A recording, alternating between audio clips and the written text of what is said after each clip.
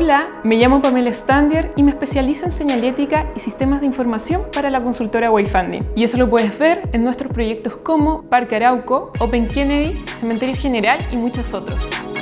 Los diseñadores contamos historias visuales y por ende es muy importante que seamos coherentes con el discurso. Así, todas nuestras decisiones serán parte memorable de quienes interactúan con nuestros diseños. El desarrollo de los pictogramas que acompaña el sistema de señalización es fundamental para que el espacio no solo sea funcional, sino también uno agradable, capaz de entregar una experiencia memorable y significativa.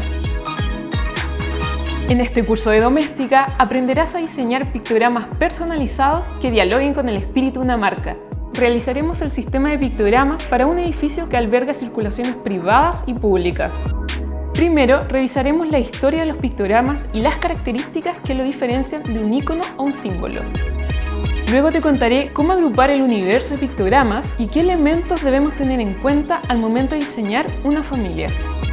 Definiremos cliente, la estructura y el espacio para afrontar la conceptualización de una familia de pictogramas. Te mostraré cómo organizar tu flujo de trabajo y desarrollaremos un moodboard de imágenes y referentes acorde a las necesidades de tu proyecto.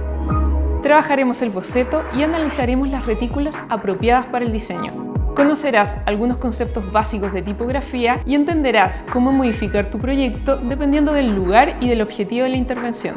Más adelante abordaremos cómo los pictogramas interactúan en distintas plataformas, soportes y espacios. Te mostraré cómo aprovechar el color y qué materiales utilizar para que el proyecto perdure en el tiempo. Si sigues estos pasos, serás capaz de elegir cualquier empresa o rubro que sea de tu interés y crear su familia pictográfica.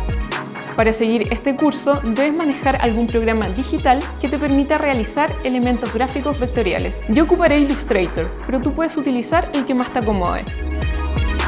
Este curso va dirigido a diseñadores, publicistas, emprendedores o todo aquel que quiera generar mensajes sintéticos.